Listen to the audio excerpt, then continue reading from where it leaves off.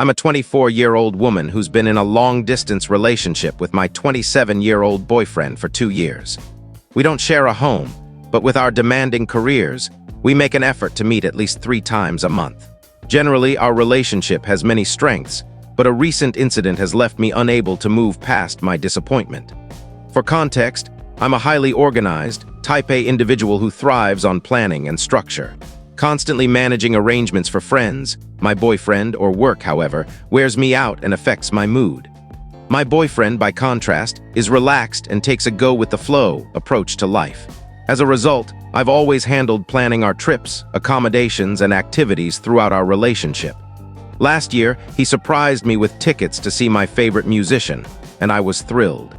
I still had to arrange travel, lodging, and other details, but I didn't mind as long as we'd get to enjoy the concert. Unfortunately, we missed the event because he booked tickets for the wrong date, and refunds weren't available. I've never felt so let down. I'm still emotionally, physically, and financially exhausted, and I feel I can't depend on him. I suggested we take a break, and I've been discussing the situation with my therapist and friends. My therapist believes I'm processing this as a betrayal of trust. My friends say it's my decision whether to continue the relationship, but they wouldn't trust him again if they were me. I recognize it was a mistake anyone could make, and it's not the end of the world. He's apologized countless times and feels genuinely remorseful. Still, my frustration keeps resurfacing. He had one task and still ruined something so important to me. That said, he's otherwise a wonderful partner. Kind, humorous, and aligned with me on major issues like politics and human rights. We'd been planning a future together, including marriage, but I'm worried I'll always carry the burden of planning alone. I'd appreciate any advice. Edit 1. To clarify confusion about the tickets, there were 2 concert dates, one on the 31st and another on the 1st. My boyfriend told me we had tickets for the 1st, so I planned everything accordingly. On the 1st, he realized the tickets were for the 31st, meaning we missed the show. He was the only one with access to the tickets. Hopefully, this clears things up. Edit 2. I've seen 3 perspectives in the comments. Break up with him or I'll be managing him forever. Give him a chance with clear boundaries, or I'm overly controlling and he should leave me. After reflecting on the mental load I carry, the distance, and how long we'll be apart, I've drafted a message to him expressing my feelings while affirming I still care. I included questions about our future together. He's likely been reflecting too, and if he doesn't want to continue, I won't push him. I plan to talk to him next week. Not sure if anyone wants an update, but this situation has left me heartbroken and uncertain about what lies ahead. Thank you to everyone who offered thoughtful advice. Update.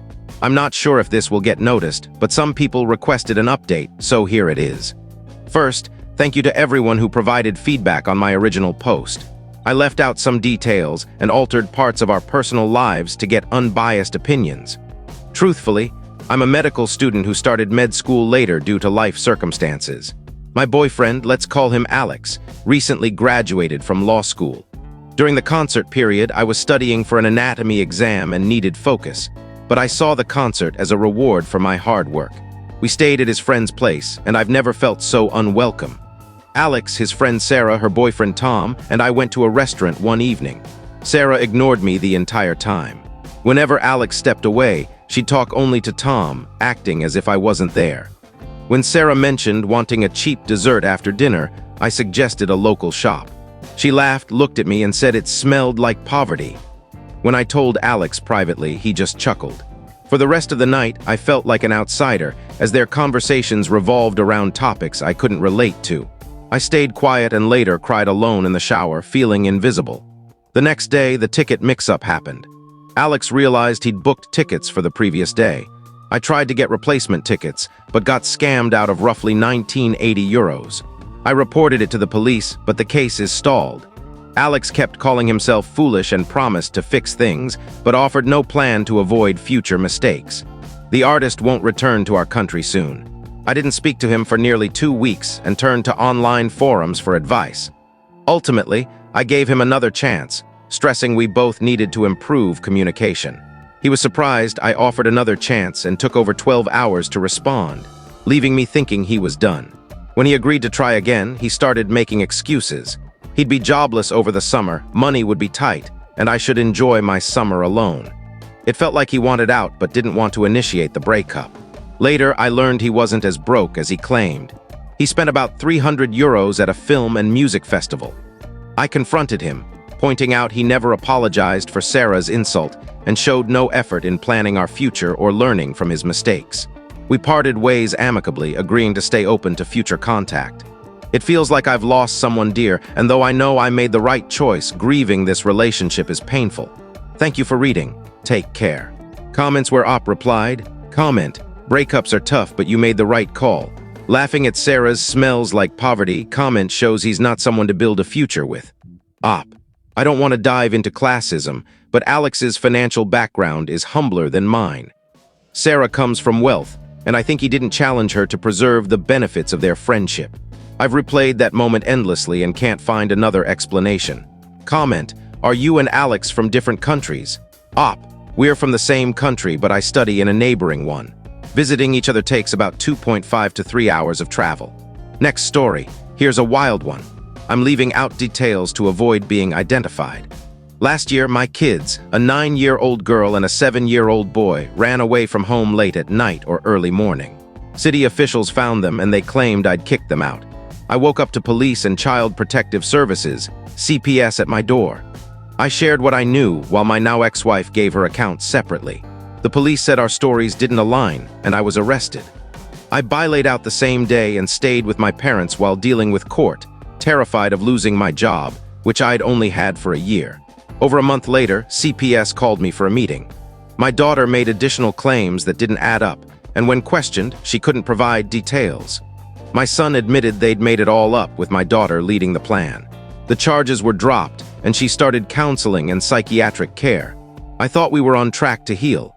I pushed for individual and family therapy, but my ex-wife stalled, and it never happened. After a natural disaster displaced us, I was packing up our old apartment when my ex announced she wanted a divorce. I scrambled to find a new place and move in tomorrow. On June 14, I was served an emergency protection order, claiming I hit my son in a grocery store on June 10, causing a concussion. My ex took him to the ER on the 14th. I told her I couldn't pay certain bills this month due to over $2,000 in moving costs, but I'd catch up soon. On the 11th, I'd taken the kids to a park, where I recorded them playing happily. I discussed this with my therapist, expressing my reluctance to be around my ex or kids after 2 years of false allegations. I'll pay child support, previously agreed at $1,000 monthly, but I'm questioning if I'm wrong for wanting distance. Additional info from Op. I posted earlier in a rush, so here's more context. My ex-wife and I were married when the kids ran away. My account was that I came home, spent time with the family, gave the kids melatonin gummies, used sparingly 2 to 3 times a week, showered, ate dinner, cleaned up, and went to bed. My ex was asleep on the couch due to a medical condition requiring her to sleep propped up. The kids were upstairs. The next morning, CPS and police arrived. My daughter claimed she heard voices urging her to act, but professionals found her story rehearsed. She later admitted she was inspired by YouTube prank videos, accessed via tablets my mother-in-law gave them in 2023, against my wishes. This year, my son's ER visit on June 14 cited dizziness, lightheadedness, and a nosebleed, but I don't know how a concussion was diagnosed. I showed a state trooper videos of my kids playing on the 11th and receipts proving our whereabouts. CPS has interviewed me, and I believe my ex orchestrated this due to my temporary financial constraints. I haven't seen my kids since dropping them at my grandparents' on June 11. I'm consulting a lawyer and considering home security and a body camera. Thanks for your support. I'm overwhelmed but grateful. Update 1. I wasn't clear in my last post due to my mental state, though I'm slightly better now. The false allegations began last year when my kids were 9 and 7. By 2 years, I meant calendar years. My account from last year detailed the night before CPS arrived. I came home, hung out with the family, gave the kids melatonin, showered, ate, cleaned, and went to bed. My ex slept on the couch and the kids were upstairs. I was charged with child abandonment after their runaway claims. My daughter later alleged sexual abuse, but couldn't provide details when questioned. Admitting she made it up after walking in on my ex and me during an intimate moment. We thought the door was locked. This year, I don't know how my son's concussion was diagnosed. At our June 21 court hearing, my ex and the state trooper dropped criminal charges, and the judge said no evidence was collected since no charges were filed. I told the judge I want the divorce and EPO resolved so I can move on. I'm unsure if this was right. I work 12-hour shifts, 5 to 6 days a week, and can't care for the kids full-time. Should I live in fear, wearing a body camera around them to avoid more false claims? We have a hearing in December to finalize everything. I'm heartbroken thinking about missing holidays with my kids, but I don't know what else to do. Thanks for validating my feelings. I'll update in December or January. Comments where Op replied, comment, did your ex explain why she wanted a divorce? Op, she said she no longer loves me and we've grown too different. She's religious, I'm not. We couldn't agree on key issues. I suggested marriage counseling and gave her a list of therapists, but she never followed through, always making excuses. Comment, your daughter's claims, inspired by a prank video, seem suspicious. Is your ex coaching her or is she unusually manipulative for her age? Op, I've shared everything I know. There's likely more I'm unaware of, as you suggest. Comment, why did the police say your stories didn't match last year and why wasn't your ex arrested? Op, the police report only notes my ex said, I don't know, I don't think he's capable, I don't want to believe it. I don't know why she wasn't arrested. Comment, did the kids' tablets have parental controls?